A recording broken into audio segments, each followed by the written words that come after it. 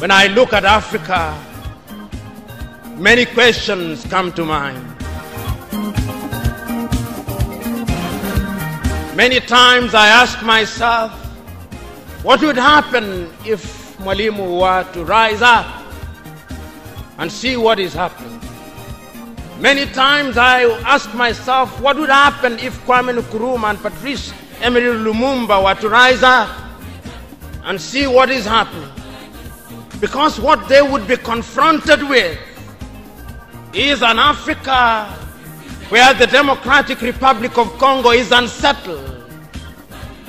There is a war going on there, but it is not on the front pages of our newspapers because we don't even control our newspapers and the media.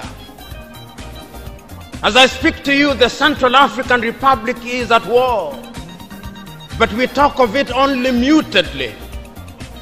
As I speak to you now, in South Sudan, the youngest nation in Africa, the Nuer have risen against the Dinka. As I speak to you now, Eritrea is unsettled. As I speak to you now, there is an ease in Egypt as there is an ease in Libya. In Niger, it is no better. In Senegal, in the Casamance, is no better. In Somalia, is no better. Africa is at war with herself. This is what they would be confronted with. They would be confronted with an Africa which statisticians and romantic economists say is growing, but which in truth is stagnated. That is the Africa that they would be confronted with.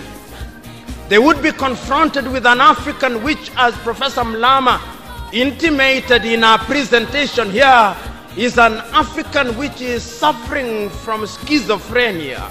He does not know herself.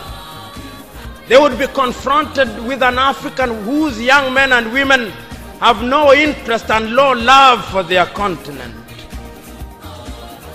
They would be confronted with an Africa where young men and young women are constantly humiliated at the embassies of European countries and at the United States of America as they seek the almighty green card.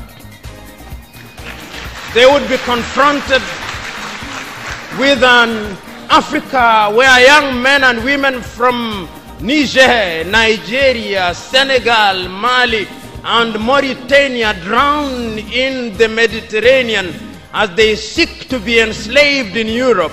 This time round, Africans are not wailing and kicking as they are being taken away to be enslaved. They are being seen wailing and kicking as they seek to be enslaved in Europe and America. This is the tragedy of Africa. They'll be confronted with an African where people have lost their self-pride. An Africa where Africans are not proud of their things. An Africa where in the hotels of Dar es Salaam or Nairobi, even food has foreign names. When we fry potatoes, we call them French fries, even when they are fried in Dar es Salaam. That is the Africa that they would be confronted with. They would be confronted with another Africa. An Africa which does not tell her story. An Africa whose story is told by Europe and America, the CNN, Radio Deutsche Welle, Radio France. That is the Africa they would be confronted with. They would be confronted with the young men and women who have no pride in Africa. When they want to enjoy themselves, they sing the praises of football teams from Europe and America. It is Manchester United. It is Arsenal. It is Real Madrid and Barcelona, not Yanga, not Mufulira Wanderers, not Gor Mahia, not FC Leopards. No. That is the Africa that they would be confronted with. They would be confronted with an Africa which does not enjoy its theater and drama. That Africa celebrates Leonardo DiCaprio. It celebrates Angelina Jolie and Brad Pitt. The Africa does not celebrate Genevieve Naji of Nigeria, or Rita Dominic, or Lou Jacobs of Nigeria. It does not celebrate Bongowood or Nollywood or Riverwood. It celebrates Hollywood. That is the Africa with which they would be confronted. They would be confronted with African women whose greatest source of joy is cheap grade B Mexican soap opera, La Patrona, La Mujer de mi Vida, The Rich Also Cry. Why must we remind ourselves of these realities? Because throughout the ages, the battle has always been the battle of the mind. And if your mind is conquered, then you are going nowhere. And that is why in the ages of enlightenment in Europe, the great René Descartes said, cogito ergo sum, I think, therefore I am. And therefore, if Africans are to begin to make a contribution in their affairs, Africans must begin to think. But the question is, are we thinking? We have universities in their numbers.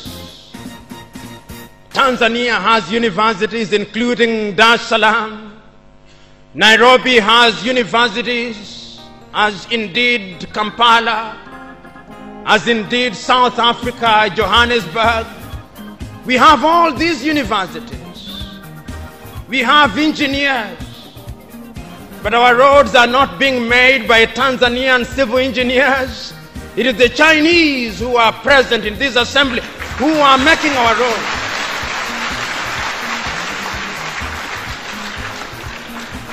So we have engineers who cannot even make roads. We have doctors whom we have trained. But when we are sick, particularly if we are of the political class, depending on who colonized you, if you are colonized by the United Kingdom, you rush to London. If you are colonized by the French, you rush to Paris. If you are colonized by the Portuguese, you rush to Lisbon. And if you are colonized by the Spaniards, you rush to Madrid, Spain. And recently, because the Asians are beginning to get their act together, we run to India.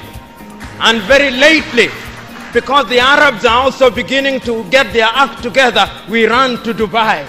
Notwithstanding that we have the Kenyatta hostels of this country, the Muhimbilis of Tanzania, the Chris Hani Baragwanaths of South Africa, and the Mama Yemos of Kinshasa in Zaire or the Democratic Republic of Congo, but we have no faith in our doctors.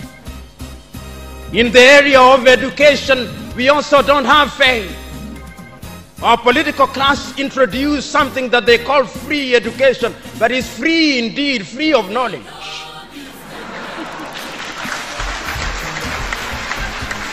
Because they are so suspicious of those institutions that the typical African politician would not dare take their children to those schools.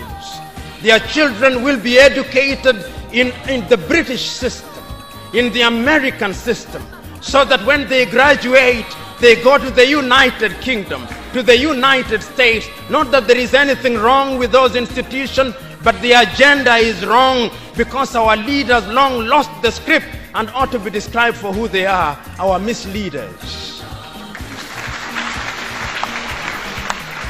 But we are co-authors of our own misfortune.